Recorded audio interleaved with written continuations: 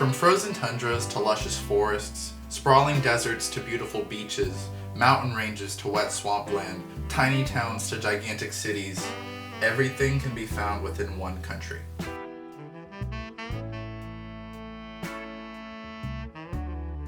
How big is the United States, really? Now, we all know the answer is pretty big, but I think there's more to it than that, so let's talk about it. The US is the fourth biggest country in the world in terms of landmass and the third biggest country in the world in terms of population. It has a population of about 330 million people, which seems appropriate for its size until you realize that the European Union fits 118 million more people in about half the space. The EU has a population density of 300 people per square mile, however the US only has 81. This means that the average American citizen can take up 3 times more space than the average European citizen, but they don't. I would be remiss if I didn't talk about urban areas and the way that population is distributed. Here is a map of states that individually have a smaller population than Los Angeles County. That's 44 states. Now what happens when we take out those urban areas? Here's a map of the US with highlighted counties that combined equal the same population as Los Angeles County. And for the real kicker, here is a map of the United States divided into 2 equally populated groups of counties. We have this gigantic country with vast, unique, beautiful views of nature, but we don't really live there. When people think of the US, they think of cowboys, wide open spaces, the new frontier, but they also think of opportunity, and most of the time that's somewhere else.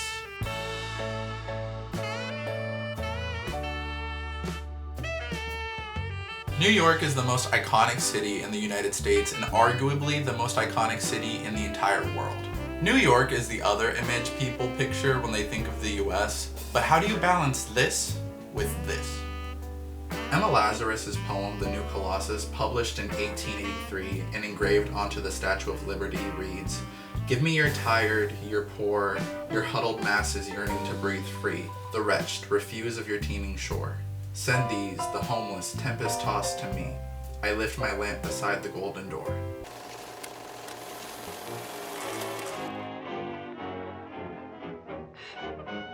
Lady Liberty was a beacon for the wave of European immigrants coming to Ellis Island in the early 20th century.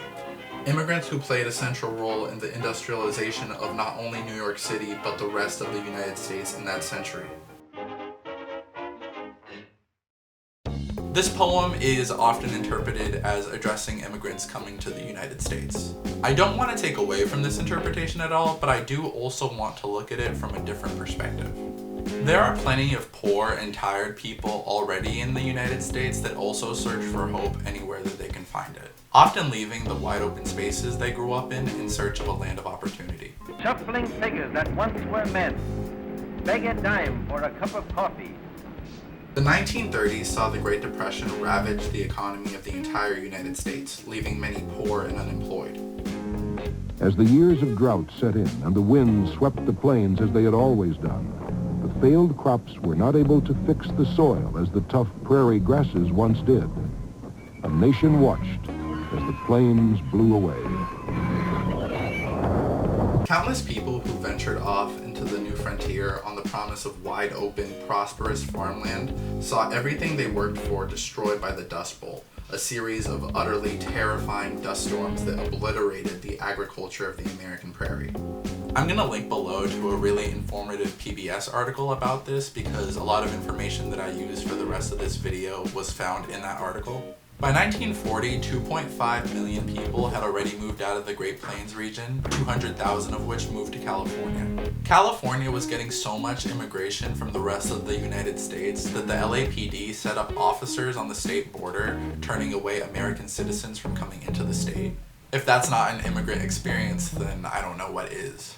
Cross the mountains to the sea, come the wife and kids and me. It's a hot old dusty highway for a Dust Bowl refugee. To this day, a lot of people who grew up in small towns move away for college and then end up moving to a big city for a higher paying job, which means that the small towns that raised them don't really get to reap the benefits economically. If the player that you coached for their entire life always leaves for a bigger league, then what is your team actually left with? At the same time, I can't be upset at someone for wanting a better life for themselves and for their family and just following the path that takes them there. If the most educated, most economically productive people from every small town move to Brooklyn for a higher paying job, what happens to the single mom and her 3 kids who have lived there their entire life, who is now priced out of the location? That's what the kids call gentrification.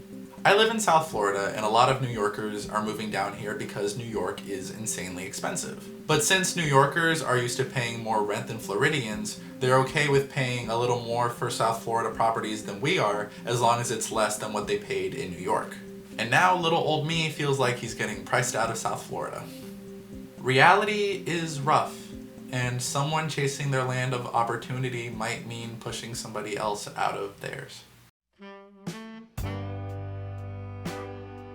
At the beginning of this video, I asked, how big is the United States? And the answer is still, it's pretty big. It's big enough that a lot of people don't live where they expected to. This country is massive, with both endless miles of untamed wilderness and endless conversation about what our culture actually is. The United States is huge. Not only in its physical presence, but also in the cultural space that it inhabits. All the good and all the bad is out there, and there's a lot of both. So I guess you and I are just going to have to keep having these conversations. Please, please, please, if you like this video, consider subscribing to the channel and leaving a like. I feel like we're really starting to do something here, and I'm looking forward to all the conversations that are coming up in the near future. I appreciate all the support, and thank you for watching.